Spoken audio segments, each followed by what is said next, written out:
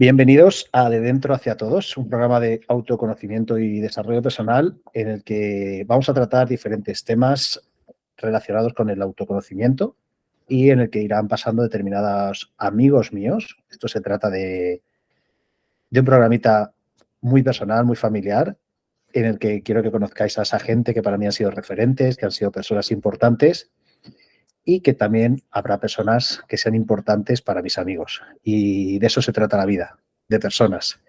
Y ese es un lema que aprendí de un gran amigo mío, de Toño Galán.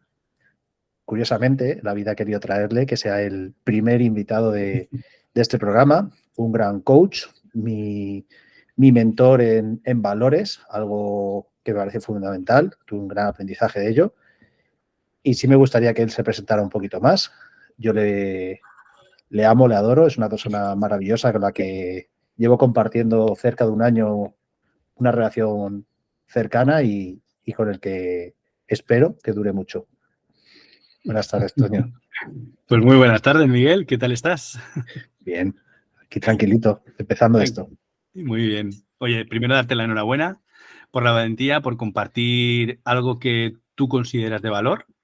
Y al final, bueno, pues quizá el nombre del programa, del proyecto, lleva mucho de ti, ¿no? De dentro hacia afuera. Y al final todo lo que nace de una manera natural en uno, compartido, habla de tu generosidad. Y bueno, pues por eso te doy las gracias por varios motivos, ¿no? Por primero, por dejarme ser el primero, por haber clicado el primero o por darme la oportunidad de abrir este maravilloso proyecto y, por supuesto, por tu valentía y generosidad, ¿no? Por lo que conlleva.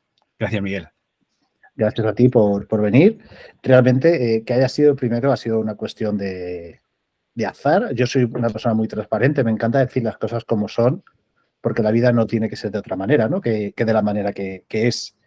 Y se lo envié a varias personas, dije, voy a grabar esto, y se lo envié a las personas, y cuando vi que tú eres el primero, mi primera cita, me hizo mucha ilusión, de verdad, porque digo, vale, la estructura que he creado del programa está bien, pero voy a tener el placer de lanzarle la primera pregunta a Toño, Wow. que viene totalmente a calzón bajado, como dice otro amigo mío, Benji, y es una pregunta que últimamente la estoy haciendo a la gente. Más que una pregunta, es una afirmación que hago yo. ¿Vale? Y que estoy generando bastante controversia con ella, porque a la gente le choca, ¿no? Y para mí es la reflexión de la empatía no existe. ¿Qué opinas, Toño? La empatía no existe. Bueno, es muy buena pregunta. Pues yo creo que la empatía podría ser un valor. Y sí que existe, y para mí sí que existe, pero que cada uno significa de alguna manera. O sea, al final, como todos los valores, como todas las palabras, independientemente de su significado compartido en cualquier enciclopedia o Wikipedia de turno, al final cada una y cada uno de nosotros lo significamos en base a la experiencia que tenemos, ¿no? Entonces, ¿la empatía no existe? Pues sí, la empatía existe. Existen las nubes. ¿A qué saben las nubes? Hay mucha información pues que podríamos debatir sobre ella, pero cada uno, estoy convencido de que independientemente de que exista o no exista, podemos significarlo de alguna manera. Entonces, yo entiendo la empatía como esa capacidad de intentar, desde tu perfil, salir de tu esencia para entender qué le está pasando, qué está ocurriendo, qué está sintiendo la otra parte.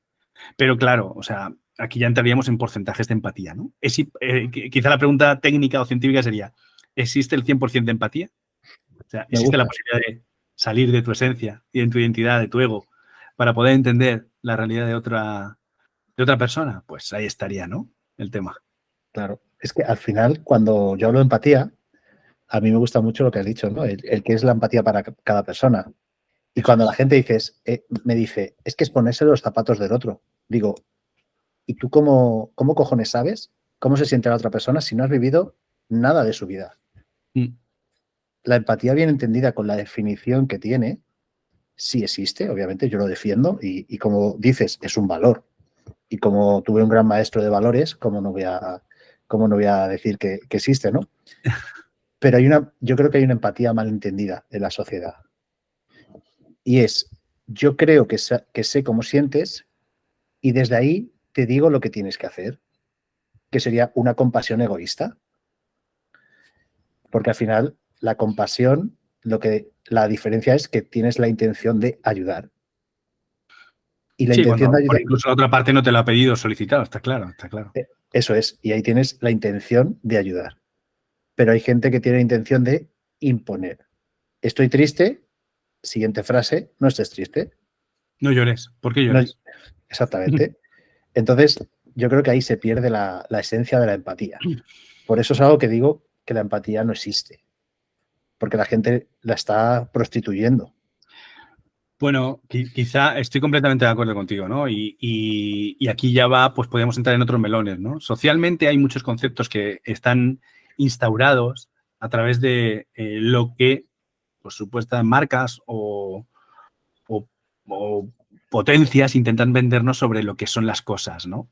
Y ahí tenemos, pues dicen que no, más de 5.000 impactos visuales al cabo del día sobre el marketing que ofrece, pues, el dispositivo que llevamos en la mano, el que cogemos cuando llegamos a casa o el que encendemos cuando estamos en familia, que es la tele. O sea que al final, dentro de esos 5.000 impactos diarios, es imposible que no te sientas en algún momento rebasado o incluso que compres mensajes que obviamente conoces de manera totalmente identitaria que no son para ti, ¿no?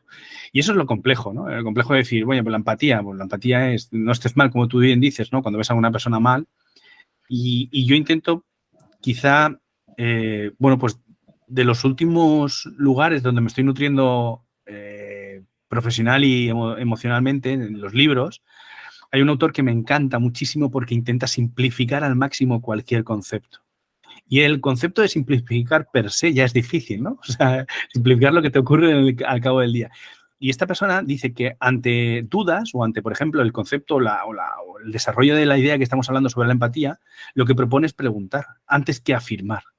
Y cuanto más preguntas como un niño, con más transparencia, con más honestidad, de una forma más genuina, sin intentar encontrar la siguiente pregunta y simplemente por escuchar, es cuando más te acercas a lo que pueda llegar a sentir a otra persona en la medida que lo pueda explicar y escenificar. Entonces, para mí, me voy otra vez a la empatía, ¿no? Volvemos a hablar de empatía y antes que decirte si existe o no existe, digo, pues cuéntame qué es para ti la empatía y hablamos sobre tu concepto. Y a partir de ahí debatimos. Pero, ¿ves? Ya lanzo una pregunta, ¿no? ¿O qué es para ti la empatía? Es que el poder de las preguntas hacia dónde te puede llevar, ¿verdad? Brutal, brutal. Llevo semanas completamente inmerso en la técnica de la pregunta, el arte de hacer preguntas, pero desde ese punto, ¿no? Desde el intento de simplificar las conversaciones para llegar a su máxima esencia, para poder entender lo que me quiere decir la otra parte y prestando la máxima atención, ¿no? Y esto, cuando mejores preguntas he encontrado, tío, te lo digo de verdad, mi hija tiene 13 años y hablo mucho de ella, es cuando estoy con ellos. O sea, cuando ellos no entienden algo, todavía no tienen ciertos filtros bueno, pues que la vida, las creencias, las experiencias y lo que hemos compartido con otras personas, en familia incluso, nos han puesto esos filtros que no nos dejan ver pues todos los matices, los detalles que tienen las cosas, ¿no? Y repito, pues si yo me voy a una clase con niños de 6, 7, 8 años, que parezca una tontería lo que estoy diciendo, pero tuve la oportunidad de trabajar con ellos cuando Lola era pequeñita y preguntarles qué es la empatía a ellos es magnífico. Porque tan honestos y tan fácil y tan directo y tan simple te dicen, no sé qué es, no sé cómo se escribe. O sea, ¿sabes? O sea, ya está, se acabó el debate. ¿Qué coño si existe? Si no sé si cómo se escribe, no existe. Claro, Claro. si no la tienes en tu registro, no existe. Pues ya está, existirá otra cosa que en cuanto al concepto de la definición se pueda parecer, ¿no? Sí. Pero, y seguro que está muy alineado el juego, por cierto. Sí. Lo de las preguntas, el otro día en una formación que imparto de liderazgo, solucioné, digámoslo así, un problema que se suele tener a la hora de delegar tareas, ¿no? Y es hacer solamente una única pregunta a la hora de delegar una tarea. Y es preguntar a la persona qué has entendido de todo esto. Es básico. Y esa pregunta, en el tiempo que llevo ya en el mundo laboral, 22 años, a lo mejor no parecen muchos, pero oye, pues ya he pasado por muchos lugares. Bueno. Es una pregunta que nunca, jamás me han hecho cuando me han delegado una tarea. Siempre me han dicho, hay que hacer esto. Y cuando me lo han explicado, jamás me han preguntado qué has entendido y cómo lo vas a realizar. Y creo que es un ejercicio hasta cierto punto de empatía, de, oye, ¿cómo has entendido todo esto y qué vas a hacer? Esto es pragmatismo del duro, tío. O sea, es tan sencillo como preguntar, ¿sabes? O sea, es que al final, mira, te cuento dos ideas que me vienen con respecto a lo que tú me dices. Lo primero es nombrar a Mónica Galán, gran amiga, mentora también en comunicación, con la que, aparte de aprender su método, pues comparto inquietudes y no te diría una relación familiar por el apellido, pero sí que decimos que somos primos. ¿Sabes esos primos que se eligen? Pues ahí estaría. Mónica dice que en cuanto a la comunicación, ella es experta en comunicación y oratoria, con su método Bravo, bestseller, etcétera, ¿no? No quiero tampoco hablar de su currículum, pero sí darle la notoriedad para poder hablar de la generación de resultados que tiene. Es mentora en grandes multinacionales aquí en España y reconocida, seguidla si queréis.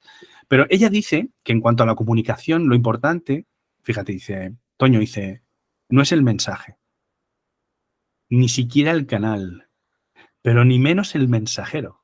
Dice, lo importante siempre en tu comunicación es pensar en tu audiencia. Y esos rapport, esos feedback, esos puntos de conexión de me sigues hasta aquí, lo entiendes, ¿qué te parece? Es ir tomando el pulso a la conversación para entender que estáis hablando de lo mismo. Dice que el 95, bueno, esto dice y al final los que pintamos canas podemos entender que el dato científico habla de que el 95% de los conflictos en los sistemas, en las empresas, en las cohesiones de personas, vienen por la falta, ausencia o mala comunicación. Entonces, ella se dedica a algo que realmente es vital, que es la comunicación. Como mi profesor de psicología decía, ¿no? Dice, dedicaros a algo que tenga que ver con los recién nacidos o con las personas mayores en su última etapa de vida. Porque sabéis que eso siempre va a tener trabajo. Y pues Mónica es inteligente, aparte de una bellísima persona por dentro y por fuera, y habla de eso, ¿no? Realmente se dedica a algo que es un vehículo necesario para poder relacionarnos, como es la comunicación. Totalmente. De hecho, la comunicación, o sea, me parece tan básico y lo que tú has dicho, esos gatillos que va dando de qué te parece, estoy leyendo un libro sobre persuasión que está descatalogado, que se llama Flipnosis, de Kevin Dutton, y aparte que lo había leído en otros libros como de Carnegie, el hecho de que a la gente le encanta que le pidas opinión. Coño. Y es tan fácil como pedir opinión para que la gente se sienta importante. Y con eso, lo que vamos a hacer es que la otra persona mejore mucho su escucha. Y a mí me gusta mucho diferenciar entre me escuchas o me oyes, porque oyes ruidos, me escuchas a mí. Y cuando mejoras mejoras esa parte de la comunicación, mucha gente puede asociar la comunicación solo a un canal, que es hablar. Y el más importante es escuchar al final. Sí, porque, bueno, quizá estas son las típicas frases de Facebook, ¿no? O de redes sociales, ¿no? Porque Facebook ya queda un poco carca. El hecho de escuchar para entender, no para responder, ¿no? Ese tipo de... Y parece una tontería, pero es que no lo es. Al final, si tú formulas una pregunta que creo que es de las mayores y mejores cosas que puedes hacer cuando estás comunicando, para entender, posicionar, vender, para cualquier cosa, preguntar es clave. Joder, luego párate y escucha, ¿no? No párate y responde, o sea, o intenta entender lo que están diciéndote, ¿no? Es básico. Sí, ahí siempre hay una incontinencia del ego a la hora de decir, ya tengo la pregunta perfecta que te voy a hacer. Y te olvidas de escuchar. Tu ego se enfoca en, tengo la mejor pregunta que te van a hacer jamás en tu vida, te voy a bloquear, pero te estás perdiendo todo lo que te cuenta. Y a mí Totalmente. Y a mí de la comunicación me encanta ver lo que dice la gente, pero también lo que no dicen. Claro, la coherencia, ¿no? Y es muy bonito el entender esos gestos, esas miradas, cómo vibran, cómo se colocan, ¿no? Y cuando entiendes todo eso, ves quién es la persona en realidad. Yo cuando voy por los eventos, Toño, yo antes de enfrentarme a un grupo, yo los observo. Y sé a quién del grupo me tengo que dirigir. Y sé cómo está vibrando ese grupo. Claro. Entonces, eso es comunicación. Eso es comunicación. Eso es comunicación. Exactamente. Y es un todo, es lo que tú dices, completamente de acuerdo, ¿no? Y cuanto más capacidad, más serenidad, más confianza tienes en ti, más puedes disfrutar de esos matices, de esos detalles, de esa capacidad de disociarte que hablábamos antes de arrancar la entrevista, ¿no? De poder observar la parte contratante, ¿no? Y te observarte a ti dónde estás dentro de esa comunicación y qué de bueno está teniendo lo que estás haciendo o qué te estaría faltando o para tu sensación de plenitud, qué podrías aportar más, ¿no? Y esa capacidad, repito, desde la plena confianza en que todo es bien, todo está bien, que te ocupas de la otra parte en que, bueno, pues yo, fíjate, tuve dos mentores que me hablaban en cuanto a la comunicación como si fuera un viaje, ¿no? Que para mí hay una máxima, más allá de esto que te voy a compartir ahora, es que cualquier persona que pase por mí se encuentre un poquito mejor. De alguna manera, por algo que he dicho, por algo que he hecho, por algo que le he provocado. Y para mí esto es bonito, ¿no? De hecho, de pequeño jugábamos a esto, ¿no? Jugábamos a que cuando llegábamos a los sitios a jugar, antes de empezar a jugar, lo limpiábamos, lo recogíamos. Y antes de marcharnos, también lo recogíamos de nuevo. Había muchos menos papeles o colillas o lo que nos encontrábamos en la calle, pero se quedaban mejor de lo que nos hemos encontrado. Y quizá para mí esto es un grandísimo aprendizaje, ¿no? O sea, mejorar el entorno me permite ocuparme de mis talentos y mis habilidades dentro de el entorno que he creado, antes de empezar incluso a ponerlos en práctica, ¿no? Jolín, me parece muy, muy chulo, ¿no? Pues esta persona hablaba que la comunicación es como un viaje, ¿no? Tiene como 3 partes muy claras. Un arranque, un despegue, una transición que no te deja en el sitio donde estabas, pero que, salvo que sea Melendi, bueno, te puedes marcar un Melendi, ¿no? En el viaje, en el avión, no acordarte del tránsito y aterrizar en otro sitio. Y los aterrizajes también suelen ser memorables, ¿no? Porque te dejan en el lugar de destino, imagínate unas vacaciones, ¿no? Ya empiezan las vacaciones, después de 2 grandes emociones, un despegue y un aterrizaje y una transición, ¿no? Pues a mí lo mismo, ¿no? Lo tengo tan integrado que de manera muy natural intento que esa conversación, ese paso, esta horita que nos van o el tiempo que estemos compartiendo, ¿no? Pues ocurra eso, ¿no? Que Rubén Turienzo me lo decía, tío, Toño, hablo contigo. Dice, no sé, esto no sé si es bueno, me decía, cabrón. Uy, perdón. No sé si se puede decir esto. Bueno, se lo dije a él. Sí, con sí, todo el puedes decir. Pues te lo agradezco. Se lo decía, pero tío, cabrón, no me digas eso. Dice, he hablado con Toño, estoy mejor, pero no sé si ha sido por él, por lo que ha dicho. O sea, digo, le generaba dudas si era por el contenido o por Toño, ¿no? Digo, bueno, el caso es que está mejor, ¿no? Pues quedémonos con la parte positiva, ¿no? Y sí que es eso, ¿no? Fíjate, me he acordado, y ya con esto te lanzo la pelota otra vez de nuevo, de lo que te quería comentar un poquito antes con respecto al tema de delegar. Yo utilizo una pequeña herramienta que lo he utilizado durante los 20 y tantos años de supervisor de un canal de ventas. Al final les decía a mis equipos comerciales, a las personas, mejor dicho, que trabajan en los equipos comerciales, que para mí yo tenía un modo de venta que se lo proponía, si querían aprenderlo, para que ellos aprendiesen a obtener resultados como los que yo tenía. Que desde ese momento donde ellos ya se hicieran totalmente responsables de sus acciones, yo iba a dejar de hacer eso y dependían exclusivamente de ello. Si yo tenía que volver a vender, teníamos 2 problemas. Primero, que yo iba a dejar de hacer mi trabajo de supervisión y segundo, que yo iba a hacer su trabajo. Por lo tanto, tendríamos situaciones a resolver. Y el método para delegar era muy sencillo. Yo le decía, mira, yo lo hago y tú lo ves. ¿Vale? Luego, el segundo paso sería, los 2 lo hacemos. El tercer paso es, tú lo haces y yo lo veo. Y el cuarto paso es, tú lo haces y yo no estoy. Y lo que sí que buscábamos es tener la certeza de que cada vez que pasáramos de paso, el paso anterior estaba integrado. O sea, había total autonomía. Y había personas en las que en una semana se conseguía y otras que necesitábamos 2 meses. Obviamente, entrábamos dentro de un proceso de formación y hay un periodo de adaptación. O sea, te contratan por tu talento y por tu habilidad, pero tú el primer día en una empresa no sabes ni dónde están los folios, ni los bolis, ni leches. O sea, tienes que adaptarte al entorno, ¿vale? Llegas como, jolín, soy el amo del lugar porque he pasado más entrevistas que Gran Hermano, como en mi caso, para entrar en la multinacional.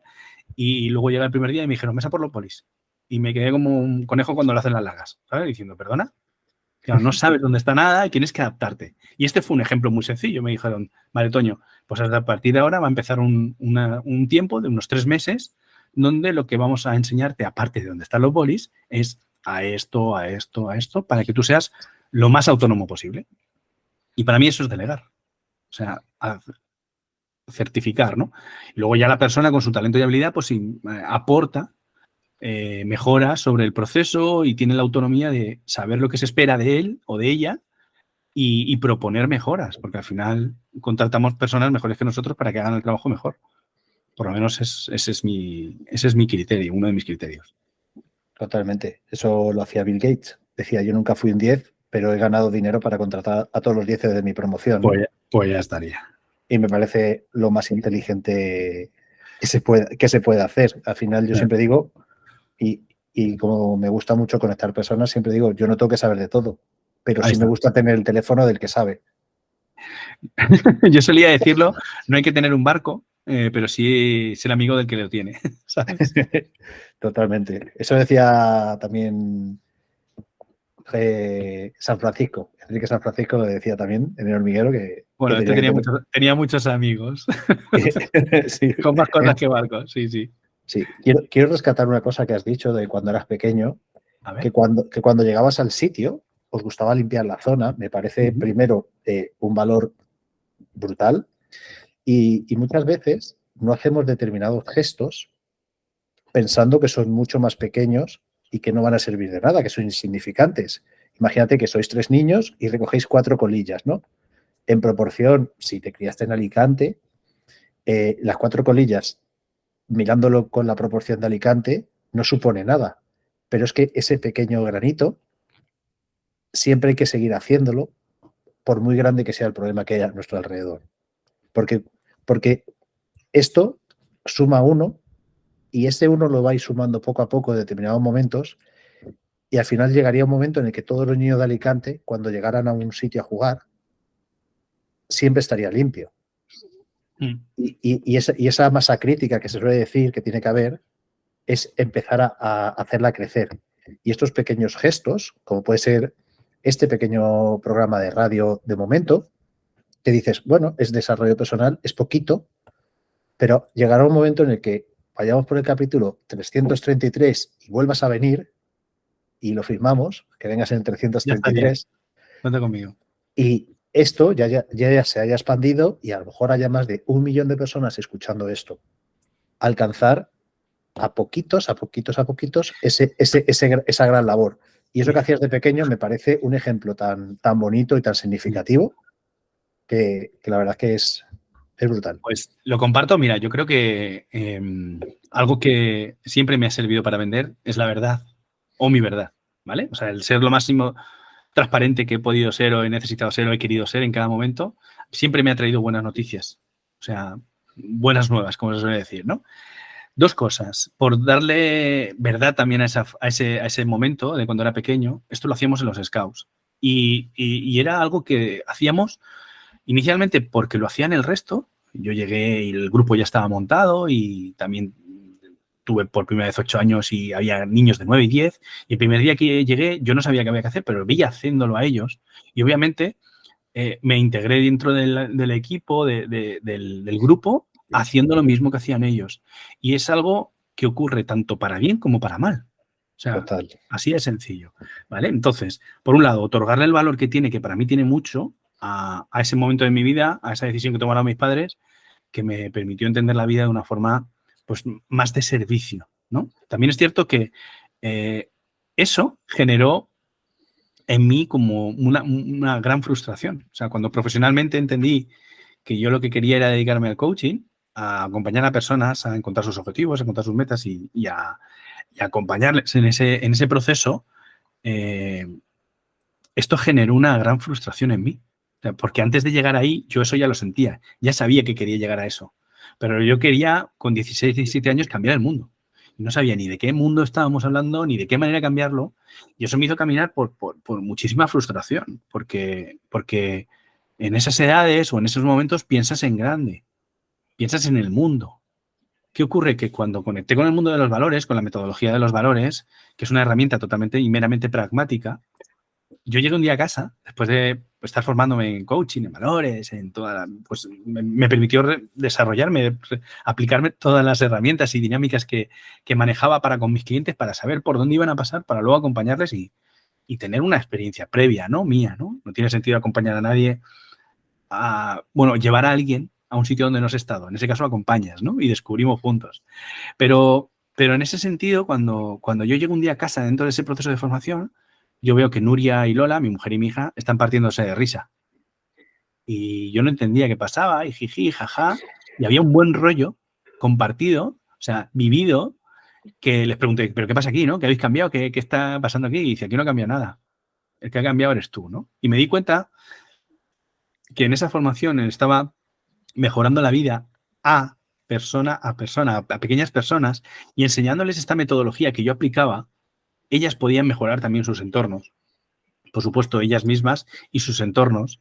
Me he dado cuenta que educadores, profesores, consultores, psicólogos, coaches, terapeutas, sus pequeños entornos mejoraban a través de la herramienta. Y de alguna manera enlacé ese sueño o esa idea de cambiar el mundo a través de, en mi caso ya lo redefiní a través de los valores, porque había encontrado el cómo impactar en los distintos mundos de cada una de las personas. Y esto, antes de que existiera el virus del COVID, yo ya hablaba de viralizarlo, porque era un poco el concepto de las redes sociales, ¿no? De alguna manera multiplicar tu mensaje a través de las personas. Y bueno, pues me conectaba, como tú bien has dicho, ¿no? Con personas, que para mí es una pasión, con los valores, que para mí ha sido lo que ha otorgado una solidez y transversalidad a aquello que hago para dar una solidez, repito, una fuerza y una base muy, muy clara y de confianza y de creencia en lo que, bueno, pues en los proyectos que me integro, las relaciones que tengo y de alguna manera cómo también me relaciono conmigo, ¿no? Te conozco bastante, Toño, y te iba a hacer una pregunta, pero bueno, creo que va a ser muy fácil que me la respondas, ¿no? Bueno. Una de las preguntas que me gustará hacer a muchos de los invitados que vengan es ¿qué herramienta de desarrollo personal te gustaría utilizar, ¿no? O sea, o qué herramienta de desarrollo personal recomiendas a alguien que nos esté escuchando para que pueda tener un autoconocimiento mayor de sí mismo, ¿no? Que tú digas, hostia, esto a mí me ha ayudado, pero es que me lo acabas de responder, pero bueno, creo que a lo mejor tienes unas bajo la manga y no lo sé. Bueno, a ver, yo lo primero es hacer un matiz, fíjate, porque todas las herramientas son buenas o no, dependiendo del momento. Entonces, cualquier foto que pueda sacar instantánea te marca una imagen concreta en un momento concreto de una situación concreta. Y es el resultado de todo lo que has traído hasta ese momento. Ni eres el pasado, ni va a ser ese futuro, esa foto. Simplemente te marca un punto. Y para mí, cualquier herramienta que te permita obtener un punto, ese punto de situación es simplemente eso, un punto de situación. Ni de una definición de lo que eres, ni de lo que sientes, ni de lo que puedes llegar a ser. Entonces, hay dos herramientas, por supuestísimo. A mí me clava emocionalmente la herramienta de los 3 ejes de Simon Dolan, de los valores, donde a través del coaching por valores pues aplicamos una metodología con un modelo científico y una herramienta que te permite identificar cuáles son tus 5 valores fundamentales hoy. Eso para mí, ese matiz es importante. Y otra herramienta que te da una foto muy chula de cuál es la perspectiva, bueno, pues puede ser una rueda de la vida perfectamente, ¿no? Te da un punto de situación. Ya está, algo tan sencillo como eso. Y luego interpretarlo es lo que realmente le va a aportar un valor diferencial. Y dependiendo desde cómo te reflejes y desde tu estado de ánimo incluso, pues vas a obtener una información u otra. Por lo tanto, yo creo que estas herramientas mola mucho aplicárselas, autoaplicárselas, pero se disfruta muchísimo más donde puedes sentirte acompañado de una persona que no va a juzgarte. Yo siempre, hay una herramienta, tío, que me mola mucho, es un juego, ¿no? Es una especie de banderita blanca que saco cuando estoy con una persona y digo, escúchame una cosa, aquí vale todo. Yo te voy a contar lo más grande mío y tú lo tuyo, o sea, la responsabilidad de que se genere esa conexión y esa confidencialidad es por parte del profesional, pero lo que pasa en Las Vegas se tiene que quedar en Las Vegas. Entonces, desde ahí es donde realmente, si la otra persona entiende que no hay juicio, va a poder encontrar un espejo donde reflejar aquello que pasa.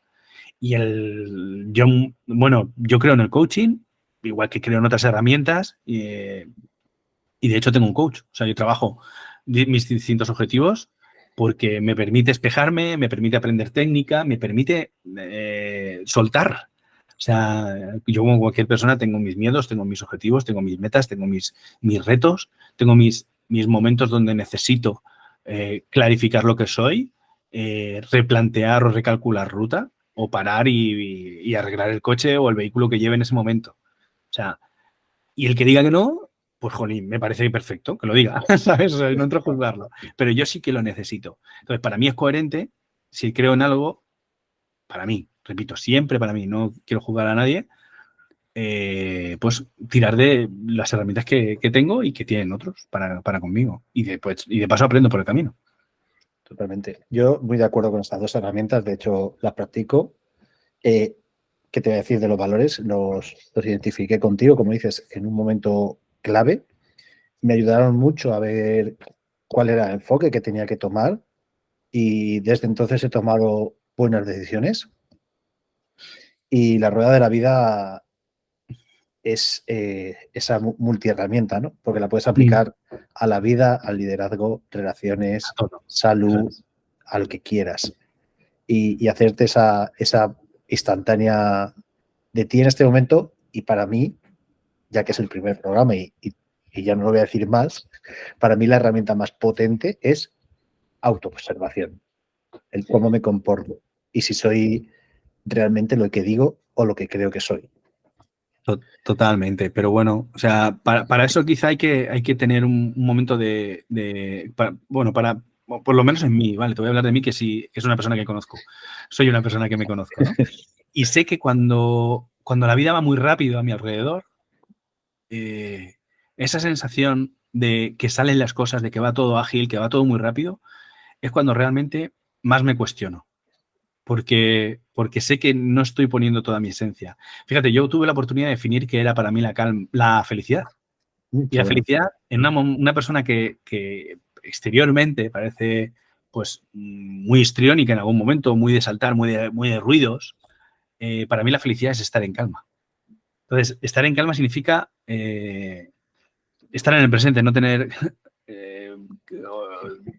ropa tendida y saber si va a llover o no va a llover, o ropa tendida y no haberla recogido. O sea, no estar en el pasado ni en el presente.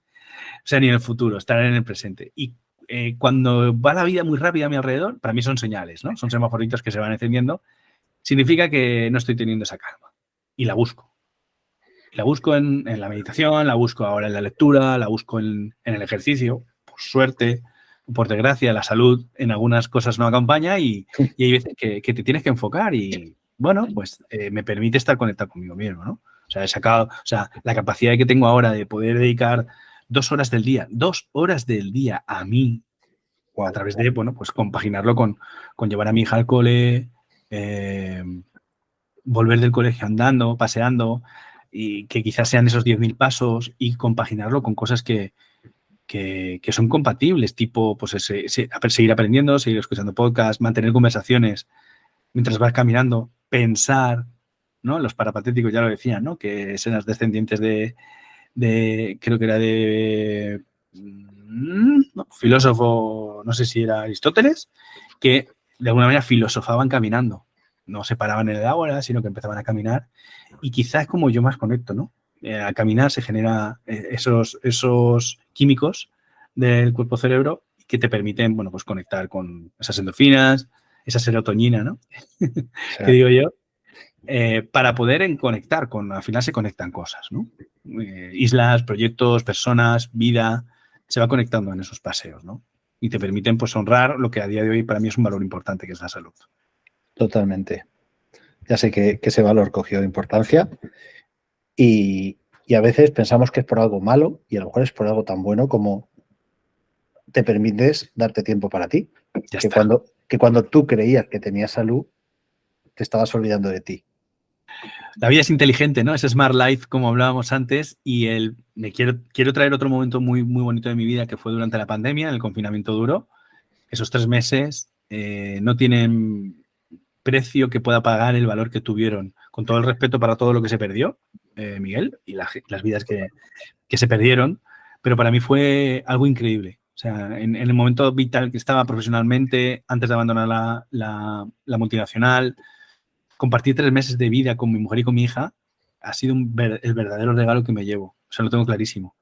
O sea, increíble. En ningún otro momento ni por otro motivo tan raro hubiéramos pasado 3 meses juntos. Tan juntos. Yo siempre diré que las cosas más bonitas que hay en mi vida es aburrirme junto a mi hija. Tú fíjate, qué bonito. Eso, la pandemia al final fue un momento de, digamos, de crisis de salud. Y en los momentos de crisis hay 2 tipos de personas, ¿no? Los que lloran y los que venden pañuelos. En tu caso, tú lo viste por el lado de yo voy a ser un vendedor de pañuelos. Voy a ver la parte bonita y la parte positiva de que tuvo todo eso. Como dices, con todo el respeto del mundo a todas esas personas que ya no están entre nosotros de forma física. Eso es. Fíjate, hay como dos lecturas, ¿no? Inicialmente yo tenía la ilusión y la expectativa de que después de recibir un palo o un rejonazo, como se suele decir coloquialmente hablando, tan fuerte como fue la pandemia, que como sociedad tuviéramos una revisión de cuáles eran esos valores, ¿no?, que estábamos compartiendo.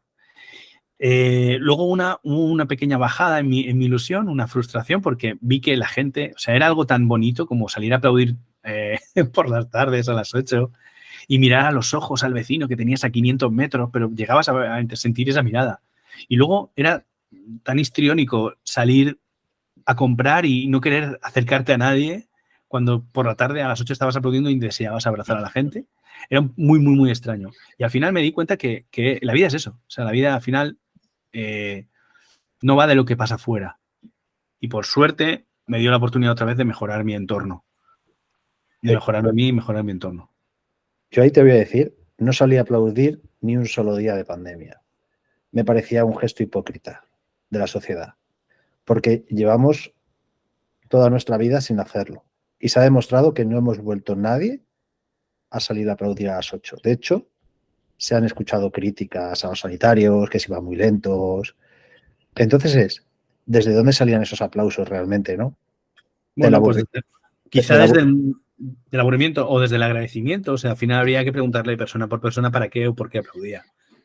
Y estamos divagando, conversando sobre algo que ocurrió hace años.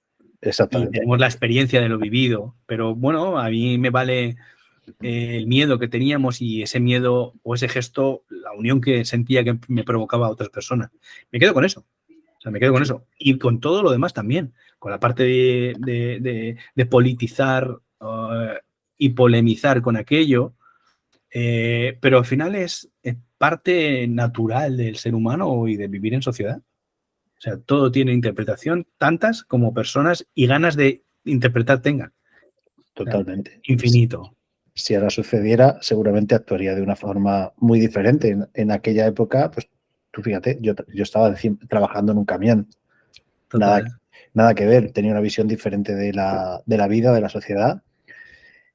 Pero sí creo que sería bonito que la gente recordara todo eso que ha pasado para ver que hay héroes y heroínas en muchos puestos de trabajo y que no se nos olvide todo lo que hacen en la sombra. Lo que pasa es que en aquella época les pusimos el foco y lo vimos. Sí. Y esa gente ahora mismo está, digamos, en la sombra, que es un trabajo que damos por hecho que hay que hacer. Sí, es muy vocacional. Totalmente de acuerdo, Miguel. O sea, totalmente de acuerdo. Y con la experiencia de haber pasado por esa situación, si volviese, habría que ver en qué momento y qué propone. O sea, al final estoy de acuerdo contigo, ¿no? Que el pasado nos sirve a modo de... Fíjate, tengo un amigo, Manolo, que es profesor catedrático de Historia en Cádiz, en la Universidad de Cádiz. Y desde la primera vez que escuché a Manolo, en mi vida me quedé prendado. Primero, por el tonito del ceceo de un gaditano. Segundo, porque a mí siempre la historia me ha apasionado. Y yo siempre he querido ser profesor de historia por los profesores de historia que he tenido. Y sabía que lo que yo sentía en esas clases, cuando me contaban historias, porque me contaban historias de lo que había ocurrido, podía hacerlo y quería hacerlo porque sabía que podía aportar esa divulgación del contenido de esa manera. Quizá un poco más teatralizada, ¿no? Como es mi vida, ¿no? Me veo siempre encima de un escenario, como digo yo, ¿no? Cuando se enciende o se abría la puerta de las tiendas para empezar a vender, era como si se encendieran los focos y las cámaras y nuestro escenario se encendiese, ¿no? Se activase. Qué bueno. Pero realmente Manolo cuenta las cosas y habla de la historia como algo que ha sucedido y que nos tiene que servir para aprender en el presente. Y todo se repite. Todo se repite. Dice Toño, dice, ya hay escritos donde en el antiguo Egipto los señores mayores se quejaban que los niños no paraban con los papiros. Y hacía el gesto como si estuviera con el WhatsApp, ¿sabes? O sea, y te lo cuenta así de una forma tan entretenida, tan actualizada, que te sirve a modo de aprendizaje. Mira, tuvimos un proyecto compartido, Manolo y yo, que hablábamos de valores con historia. Y sobre un valor hablábamos, pues hicimos casi 60 directos en redes sociales y sobre un valor, yo hablaba del valor, de lo que aportaba ese concepto del valor, de socialmente cómo estaba integrado y casos y ejemplos de cómo a lo mejor en sesiones con clientes podemos, bueno, pues trabajar ese tipo de valor. Y él aportaba un contenido histórico con personajes históricos, con hazañas, ¿no? Que habían traído, ¿no? Por ejemplo, hablábamos de la creatividad. Permíteme que te cuente esto, tío. Y hablaba de Julio César, ¿no? Dice, y Julio César, cuando llegó a atacar Constantinopla, me lo invento, ¿vale? Porque no soy Manolo. Y claro, los del lugar dijeron, hostia, vienen los ejércitos romanos, vienen en sus galeras, vienen en sus barcos y la van a liar, nos van a invadir. Y lo que hicieron fue montar un mercado justo en el puerto para que no atacaran ni mataran a civiles. Y lo que hizo Julio César fue adelantar la paga a todos los soldados para que se la gastaran en el mercado. Entonces, la gente cuando vio todo el dinero, automáticamente abrieron las puertas de la ciudad y no hubo ningún derramamiento de sangre. Pues a eso voy, ¿no? O sea, cómo la creatividad puesta en escena a través de la historia, traída al presente, te puede aportar ese pensamiento diferente, esas soluciones actuales para problemas pasados desde acciones pasadas, ¿no? Súper chulo, tío. O sea, yo disfruté y aprendí muchísimo, claro. Es una maravilla. Además, lo que has dicho, dice, todo se repite. Es que la vida son ciclos. De hecho, en el evento de Robbins, cuando estuvimos en junio, o en junio, creo que fue. ¿En Inglaterra? Sí, en Birmingham. Birmingham. Y fue una de las primeras cosas que dijo y que más me llamó la atención, ¿no?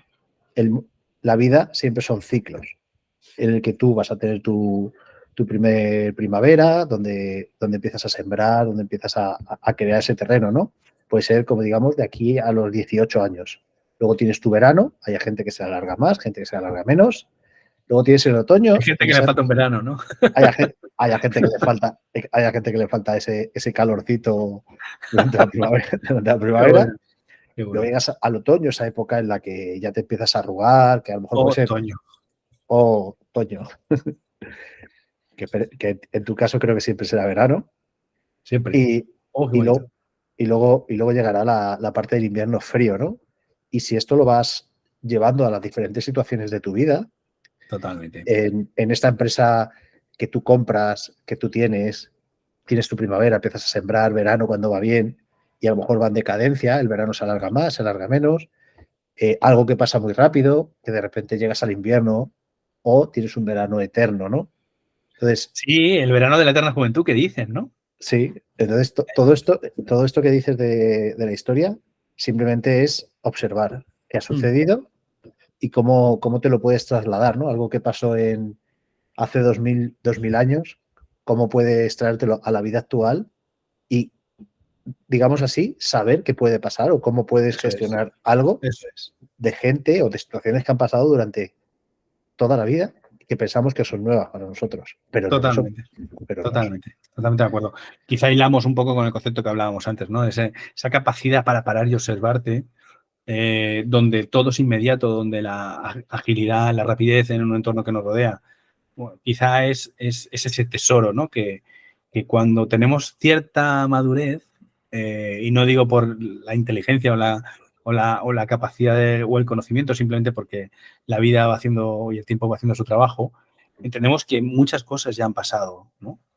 Y el hecho de poder utilizar esos recursos de lo que ya has vivido y traerlos al presente, lo único que te van a, de alguna manera, a aportar es que vas a pasar de nuevo por esa situación, pero con un éxito diferente, ¿no? Quizá mayor. Ya sí. está. La gente dice, cuando dicen, esto ya lo he vivido, y dicen, no puedo porque ya lo he vivido, ya lo he intentado, yo digo, vale, estás en el mismo punto, pero estás más alto. Ya tienes una visión diferente. Aunque creas que es lo mismo, no. Estás en el mismo punto, pero estás en otra visión un poco superior.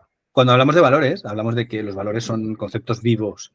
¿Qué quiero decir con esto? Que no son estáticos, que siempre se van nutriendo de nuevo conocimiento, de nuevo aprendizaje, de nuevos detalles, porque la vida no para, la vida continúa. Y de lo que tú piensas sobre, por ejemplo, un concepto como puede ser la amistad, conforme va pasando el tiempo, la vida, los amigos, las relaciones, se va nutriendo de más información. Entonces, cuando tú te enfrentas a situaciones nuevas, como bien dices, al final no es que sea la misma situación. Quizás sí, quizás sea el mismo, pero lo que sí que tienes es muchísima más información. Y pararte a revisar, primero, cómo lo viviste, qué ocurrió cuando hiciste lo que hiciste, y si tienes oportunidad de poder plantear situaciones distintas o tienes más recursos en tu entorno para poder salvar o mejorar tu tránsito por esa situación igual, pues al final te va a ofrecer resultados distintos, ¿no? Y un poco lo que proponemos es eso, ¿no? Totalmente. Ahora tengo unas preguntitas muy chulas. Venga. Que estas probablemente se las hagamos a todo el mundo. Son divertidas, me Venga. gusta. Y es un poco para ver por dónde sales con esto, ¿no? Venga. Ahora quiero que imagines que eres un ¿Sí? superhéroe del crecimiento personal. Vale. Y me gustaría saber cuál sería tu superpoder y cuál sería tu archienemigo. Imagínate, el bloqueador de desarrollo personal, ¿no? Pues me encantaría. Mi superpoder sería hacer sonreír, que no reír. O sea, ¿sabes? Esa risa del alma. O sea, que te conecta con momentos de alta intensidad, de felicidad, de carcajada, de dolor de barriga. Ese sería mi superpoder. Me encantaría tenerlo. No para mí, que por supuesto yo entiendo que me caería en la marmita y sería, pues, eso, rollo Obelix, ¿sabes? El Obelix de la risa. El Obelix de la risa. Hostia, el Obelix de la risa. Y quizá mi archienemigo sería, pues, todo lo contrario, ¿no? Ese que también tiene el poder de convertirte en un ajo puerro cuando le sale de las narices. El ajo puerro, podría llamarse. El ajo puerro. Está el Obelix de la risa, de la sonrisa, y el ajo puerro. Me parece muy chulo. ¿Ves? De esta pregunta puede salir cosas muy divertidas, ¿no? Ya te digo. Vale. Si cada persona tuviera un logro desbloqueado por cada logro en su vida, un check, ¿cuál sería el tuyo más épico hasta ahora? Yo creo que hubo un momento en mi vida personal donde la relación con mi mujer nos separamos. Wow. Y yo siempre tenía la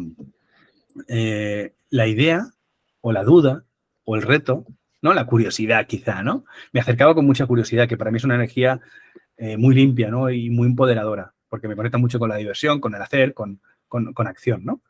Y tenía mucha curiosidad de cómo iba a ser como padre. En ese momento nuestra hija no llevaba 3 añitos, 2 añitos y pico, y en esa faceta de protección, de cuidado, de una labor que hasta ese momento hacía Nuria, cómo iba a desenvolverme. Y me siento súper orgulloso de ese proceso. O sea, sentí desde el minuto casi 1 que podía ser el padre que quería, no habiendo tenido referente como padre, simplemente una idea de lo que yo hubiera querido tener, y convertirme en aquello que yo quería para con mi hija, que es mi propósito de vida, fue pues ese check, ¿no? Ese check que no dejo, ¿no? Dejo de vivirlo porque esto fue con 3 años, pero luego tuvo 4, 5, 6, ahora tiene 13, y en cada momento tengo un reto, una situación, ¿no? Ayer nos encontramos con una situación muy bonita de amores y desamores, de amistades, y es un descubrir sitios, lugares donde yo ya he pasado en mi vida, por donde por primera vez, no digo que no volverá a pasar, pero tuve una primera vez de todo eso, y revivirlos con ella, hostia, es un regalo. O sea, es un regalo. Cuando eres novio, novia y vives en pareja y llegan las Navidades, molan los regalos. Mola que venga Papá Noel y los Reyes. Pero cuando tienes hijos, esa magia, esa ilusión, esa inocencia, el volver a conectar con eso, simplemente por el mero hecho de querer vivirlo para él o para ella, hace que te comprometas de una manera diferente y que esos años vuelvan a ser también especiales. No iguales, sino especiales. Cada uno con sus matices, con sus detalles. Y poder vivir las cosas desde esa curiosidad, para mí es un check, tío, en toda regla. Qué bueno, me encanta. Gracias. Y ahora si tu vida tuviera un lema inspirador y un lema cómico, de estos que pondrías en una camiseta, ¿no? Si tu vida tuvieras que definir con un lema inspirador y con un lema cómico, ¿cómo lo harías? Mira, el lema inspirador es una frase que repito últimamente y además para mí es un mantra y es un concepto de vida y tiene varios matices. La frase es ya estaría. O sea, y ya estaría significa para mí, ya estaría, deja de hacer esto y ponte a lo que toca. Ya estaría es, joder, ya estaría todo hecho. Ole, enhorabuena, ¿no? Es una confirmación. Ya estaría es el pistoletazo de salida. Y el ya estaría es la confirmación de que estás en el camino correcto, ¿no? Pues ya estaría. Pues ya estaría, ¿no? Ya Pues estaría. estaría. Y para mí esa frase o lema cómico es el método MEC. Esta mañana hablaba con una clienta y hablábamos de motivos, de la M, del MEC, de estrategia, de la E, del MEC, y de confianza, de la C. Pero al final todo reside en mover el culo. Punto. Y ese es el método. El método mover el culo es eso. De hecho, MEC es el ruido que hace el correcaminos, ¿no? MEC, MEC. MEC, MEC. Exactamente. Pues me parece súper chulo. Bueno, ahora viene una parte muy, muy chula porque este programa se llama Desde Dentro, que ya vamos hacia todos. Entonces, aquí ahora viene la parte del hacia todos, ¿no? Venga. Soy una persona que me gusta conectar mucho, entonces quiero que este programa me lo hagáis vosotros. O sea, yo al final soy una persona que en el mundo habitual me gusta automatizar tareas, entonces aquí puedo ahorrarme la forma de buscar a más amigos y que me los vayáis trayendo, ¿no? Y me gustaría que me recomendaras a una persona, luego el contacto me lo das por el privado. Vale. Y es, ¿a quién te gustaría que trajera aquí a tener una conversación de este estilo? Para que lo conociera, para que hablara con esa persona y por qué. ¿Por qué esa persona? Pues mira, me vienen varias, ¿no? Me viene Ángel Rielo, por ejemplo. Pero también quizá alguien que a lo mejor no tengas tú en el radar podría ser Sergio Ayala. Sergio Ayala. Interesante. ¿Quién es Sergio Ayala? Pues Sergio Ayala para mí es una de las personas que más me ha inspirado. Quizás sea de mi entorno una persona pues menos conocida, pero yo entendí que profesionalmente él hacía algo que yo quería replicar. Me di cuenta que Sergio Ayala hay uno y que el método funciona cuando está Sergio Ayala. Cuando no está Sergio Ayala, no funciona su método, ¿no? Sergio es muy bueno del humor, o sea, desde el humor generar acción en las personas. Generar toma de conciencia, generar diversión, generar un cambio de ánimo, de estados de ánimo. Fíjate, una pequeña anécdota de Sergio es que él estudió Derecho porque era la única carrera que lo aceptaron en la universidad, porque era la única que le llegaba la nota. Él fue comercial y lo despidieron de muchos trabajos y al final, profesionalmente, después de terminar su carrera de Derecho, optó por algo que realmente le iba a generar empleo, que era el autoempleo, y montó una empresa muy alineada con el derecho, que era una empresa de mantenimiento de máquinas azulejeras en Castellón. O sea, totalmente nada de lo que controlaba. Entonces, había una persona que técnicamente se había desarrollado el negocio, pero aquí es donde conocí yo a Sergio. A Sergio lo conocí siendo referente en la gestión de personas, en la gestión de sus equipos y de su bueno, pues su staff personal, de todas las personas de su empresa. Él no tiene, es una de las empresas que más venden en Castellón, el mantenimiento de máquinas de azulejeras, de empresas de azulejos. Él no tiene red comercial y es una de las empresas que más vende.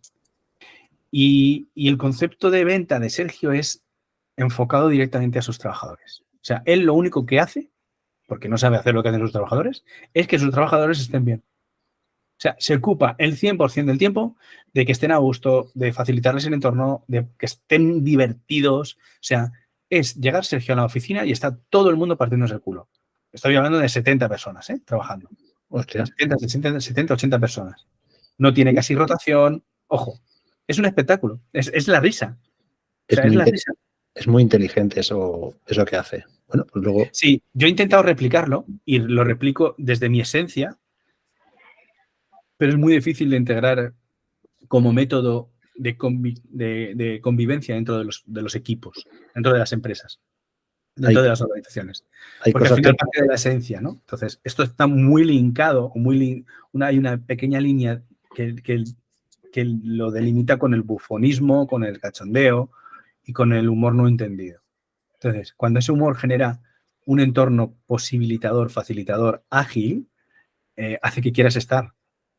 Y cuando hablan los trabajadores de su empresa, dicen, no, yo no voy a ningún lado. De hecho, vente tú a currar conmigo. Capta talento. O sea, es que es una locura. O sea, repito, es un caso de estudio, pero de difícil replicabilidad porque no existe el talento o las habilidades de Sergio como tal. Interesante. Luego me pasas el contacto, le mando un pequeño audio y espero que le podamos tener por aquí. Seguro. Y ahora otra cosita muy divertida que me gusta, pues digo, me vais a hacer el programa, es ¿qué pregunta le dejarías a la siguiente persona que pase por aquí? Relacionada al desarrollo personal, vida. Venga. La pregunta sería, ¿cuál es la diferencia para esa persona entre aceptar? Bueno, ¿qué es la aceptación para esa persona? ¿Qué es la aceptación? Interesante. ¿Qué es aceptar para ti? Aceptar. Yo durante mucho tiempo me he hecho esa pregunta y por eso te lo lanzo, ¿no? ¿Cuál era? Y le he preguntado a muchas personas qué es aceptar y resignarte, o cuándo sabes que estás aceptando y cuándo sabes que te estás resignando, que quizás sea esta la pregunta, ¿no? ¿Y cuándo resignando?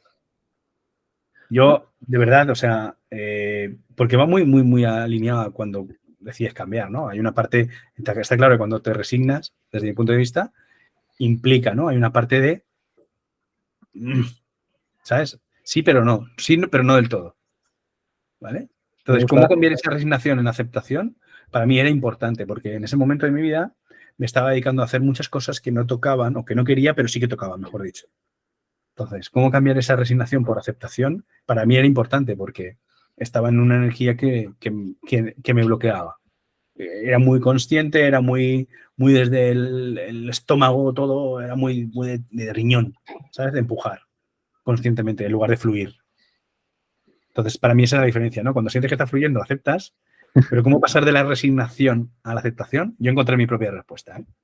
Genial, pues a la siguiente persona que venga, tenemos grabación dentro de poquito, se la haré y veremos cómo una pregunta tuya vuela hacia una persona que en este caso no conoces, porque podría ser una persona que conocieras, pero en este caso no la conoces y te invitaré a que escuches la respuesta cuando se emita. Cuenta con ello. Pues ya estamos casi terminando, Toño. Sí me gustaría que dejaras una pequeña reflexión, un aprendizaje que has tenido de este ratejo que hemos tenido juntos. Pues que quizá la vida va de esto, ¿no? De vivir, porque vivir es urgente, ¿no?